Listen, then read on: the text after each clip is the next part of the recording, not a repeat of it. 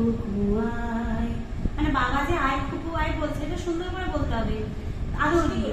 আয় খুকুয়াই, শোনো, আয় খুকুয়াই গাও।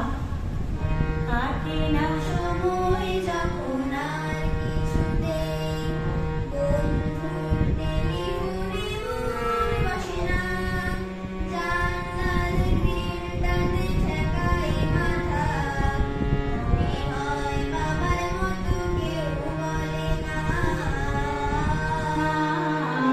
না,